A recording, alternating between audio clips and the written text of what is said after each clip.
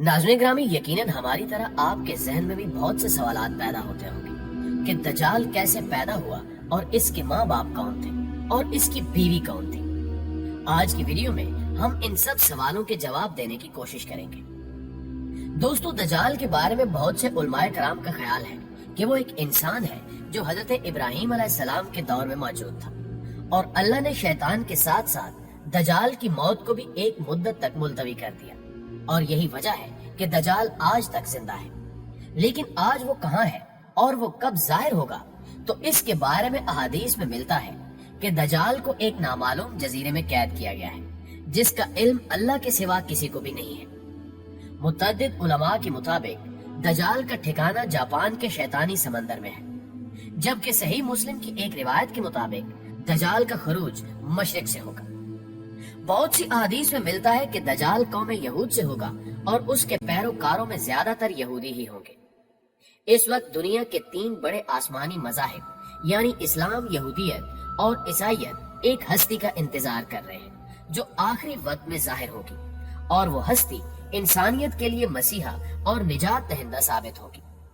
नाज़रीन, अगर आप ईसाईयत की लोक दास्तानों को सुने तो उनमें दज्जाल का जिक्र कुछ इस तरह से मिलता है कि दज्जाल एक ऐसे घर में पैदा होगा जिस घर के रहने वाले इंतहाई नेक और ईमानदार होंगे।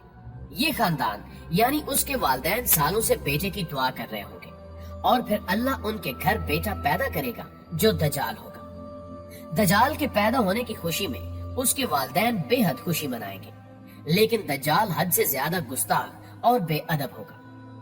प्यारे दोस्तों, यहूदी दज्जाल को अपना मसाया यानी अपना मसीहा करार देते हैं। आज के दौर में यहूदियों के मुताबिक उनका मसाया यानी निजात दहिंदा यहूदीउल नस्ल होगा। उनके मुताबिक दज्जाल हजरत दाऊद अलैहिस्सलाम के शाही खानदान से होगा और तख्ते दाऊद का जानशीन होगा। वो इंसानी नस्ल से गोश्त पोश्त का एक इंसान होगा और आम इंसानों की तरह परवरिश पाएगा, लेकिन वो गैर मामूली और बहुत सी पुरस्कार ताकतों का हामिल होगा। यहूदी उलमा के मुताबिक वक्त मुकर्रर से पहले खुद दज्जाल को भी इल्म नहीं होगा कि वो यहूदी कौम का निजात दहिंदा और खुदा का मुंतखब करदा है। खुदा इसकी आमद के वक्त इसको इसका मकाम बता देगा। तब वो यहूदियों का निजात दहिंदा बनकर इंतहाई हैरत अंगेज कुव्वतों के साथ सामने आएगा। वो अजीम निजात दहिंदा, अजीम रहनुमा, अजीम सिपह सालार, अजीम जज, अजीम आलम दीन और नस्ल इंसानी का इंतहाई बाकमाल और अजीम तरीन बादशाह होगा। इसकी जहानत इंतहा दर्जे की होगी। दुनिया भर में मौजूद धक्के खाते और जलीलो रुस्वा यहूदियों को जमा करके इसराइल में बसाएगा। इनके अकीदे के मुताबिक वो मस्जिद अक्सा को शहीद करके उसकी जगह यहूदियों का किबला यानी हैकले सलमानी तामीर करेगा। यहाँ तक कि दज्जाल तमाम गैर यहूदियों के खिलाफ एक खौफनाक जंग करके उन सब को हलाक कर देगा और वो हजरत दाऊद अलैहिस्सलाम की सल्तनत को शान शौकत के साथ कायम करेगा। इस अजीम सल्तनत इसराइल की सरहदें इराक के दरिया फिरात से मिस्र के दरिया नील तक फैली होगी। फिर वो तमाम यहूदियों को अपनी बनाई गई खुद साख्ता शरीयत पर अमल दरामद करवाएगा। ख्वातीन हजरात, यहूदियों की किताबों में दर्ज है कि खुदा ने दुनिया की बादशाहत को सिर्फ हजरत दाऊद अलैहिस्सलाम की नस्ल यानी यहूदियों के लिए मखसूस कर रखा है। लिहाजा इनका मानना है कि दज्जाल एक अजीम पैगंबर होगा, लेकिन हजरत मूसा अलैहिस्सलाम से कम अजीम होगा और हजरत मूसा अलैहिस्सलाम जैसा तो कोई पैगंबर भी नहीं हो सकता। जबकि नाज़रीन, इनका मजीद कहना है कि सारी दुनिया दज्जाल की अक्लो जहानत और ताकतों की वजह से इसको बादशाह तस्लीम कर लेगी और दुनिया के सारे मज़ाहिब खत्म हो जाएंगे, सिर्फ यहूदियत बाकी रहेगी। गैर यहूदी कभी यहूदी नहीं बनेंगे और ना ही उनको यहूदी मजहब इख्तियार करने दिया जाएगा, अलबत्ता वो सब हलाक कर दिए जाएंगे। यहूदियों के मुताबिक दज्जाल इंतहाई खूबसूरत और नौजवान शख्स होगा। दोस्तों, अब आपको वाज़े हो चुका होगा कि यहूदी दज्जाल के बारे में क्या सोचते हैं। हमारे प्यारे आका मोहम्मद सल्लल्लाहु अलैहि वसल्लम ने 1400 साल पहले ही बता दिया था कि यहूदी दज्जाल को इसकी ताकतों की वजह से अपना आका और रहनुमा मान लेंगे। अब पता चलता है कि वो ऐसा क्यों करेंगे। लिहाजा आज दुनिया में जितनी भी बदअमनी है वो यहूदियों की जानिब से इसलिए फैलाई जा रही है कि वो जल्द अज जल्द अपने मसीहा को दुनिया पर हुक्मरान देखना चाहते हैं। इसराइल का कयाम भी दज्जाल के इस्तकबाल की पहली बाकायदा तैयारी की वजह से है। दोस्तों, जैसा कि आपने सुना कि यहूदी दज्जाल को एक खूबसूरत اور خوبرو نوجوان مانتے ہیں، لیکن اسلام کے نزدیک دجال ایک بدصورت اور کانا شخص ہوگا۔ اس کے بال ایسے گھنگریالے ہوں گے جیسے اس کے سر سے سانپ لٹک رہے ہوں۔ وہ ایک جگہ نہیں رکے گا۔ اس کی رنگت سرخی مائل سفید ہوگی۔ اس کی پیشانی نمایاں اور گردن بہت زیادہ چوڑی ہوگی۔ اس کا قد چھوٹا ہوگا اور کمر میں کب ہوگا۔ اس کے باوجود وہ بہت طاقتور ہوگا۔ وہ عام انسانوں کی طرح نہیں چل سکے گا۔ دجال ایک مرد ہوگا اور اولاد پیدا کرنے کی صلاحیت سے محروم ہوگا۔ اس کی پیشانی پر دونوں آنکھوں کے بیچ کافر یا کافر ریل لکھا ہوگا۔ دوستو، بہت سی روایات میں دجال کے والدین کا ذکر ملتا ہے، جن کے مطابق ان کے پاس 30 سال تک کوئی اولاد نہ ہوگی۔ پھر اللہ بیٹا پیدا کرے گا جو اصل میں دجال ہوگا۔ لیکن یہ تمام روایات سند کی کمزوری کی وجہ سے پائے ثبوت تک نہیں پہنچ پاتی۔ ایک دفعہ امام برزنجی نے دجال کے نسب کے بارے میں فرمایا تھا کہ دجال جنات پر قابو رکھتا ہے۔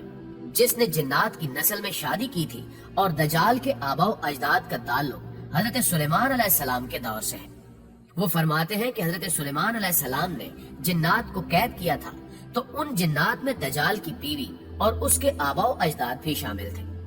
لیکن اس فرمان کے باوجود دجال کی پیدائش اور اس کے والدین کا ہونا یا نہ ہونا ایک ایسا معمہ ہے جس کے بارے میں کوئی بھی وثوق سے کچھ نہیں کہہ سکتا۔ ناظرین گرامی، پاکستان کے ایک معروف اسلامی اسکالر کے ایک آرٹیکل کے مطابق دجال کی پیدائش اس وقت ہو گئی تھی جب زمین پر جنات کی حکومت تھی۔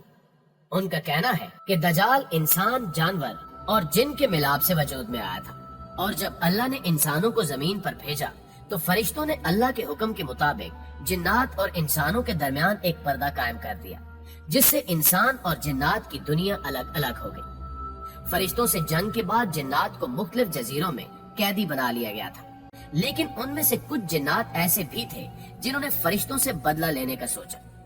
یہ وہ وقت تھا جب ایک جن نے ایک انسان سے جنسی ملاپ کرنا چاہا، لیکن وہ ان دونوں مخلوقات کے درمیان حائل رکاوٹ کی وجہ سے ایسا نہ کر پایا۔ اسی دوران جساسہ نامی ایک اور مخلوق جو کسی جانور کی نسل سے تھی، اس نے ان دونوں کے درمیان اولاد کے حصول کے لیے خود کو پیش کیا، اور اس طرح انسان اور جن کا تخم جساسہ کے پیٹ میں پلنے لگا، اور اس طرح ایک تیسری مخلوق پیدا ہوئی جسے دجال کہا جاتا ہے۔ پھر دجال کو فرشتوں نے زنجیروں سے باندھ لیا تاکہ دنیا دجال کے شر سے محفوظ رہ سکے۔ ناظرین گرامی، دجال ایک قسم کی انوکھی مخلوق ہے جس کو جساسہ کے ذریعے تمام خبریں ملتی رہتی ہیں، کیونکہ جساسہ ایک ایسی مخلوق ہے جو زمین اور سمندر سمیت ہر جگہ پر رہ سکتی ہے۔ بہرحال اس آرٹیکل میں کتنا سچ ہے یہ تو صرف اللہ ہی بہتر جانتا ہے، مگر جساسہ کے متعلق ہمیں صحیح معلومات اس واقعے سے ملتی ہیں جس میں حضرت تمیم داری رضی اللہ تعالی عنہ نے دجال سے ملاقات کا پورا واقعہ آپ صلی اللہ علیہ وآلہ وسلم کو بتایا تھا۔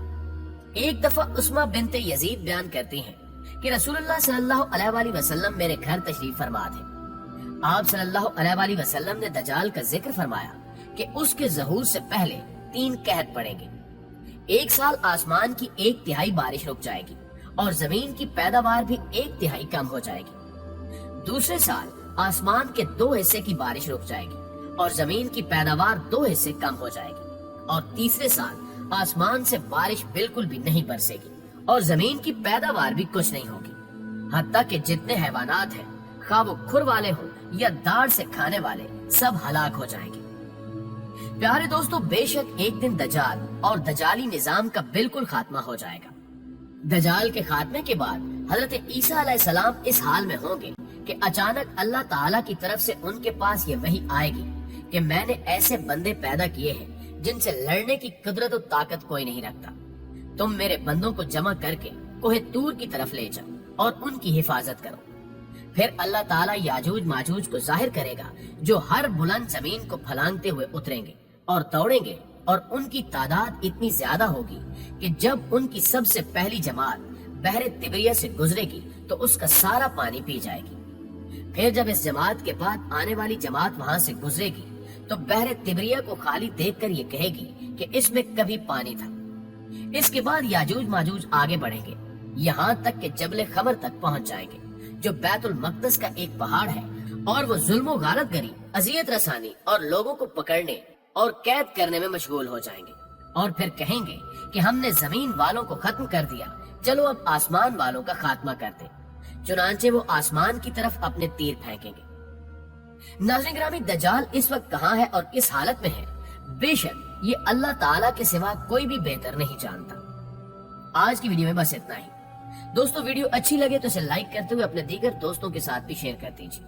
انشاءاللہ آپ سے ملاقات ہوتی ہے اگلی ویڈیو میں، تب تک اپنا ڈھیر سارا خیال رکھیے گا۔ اللہ نگہبان۔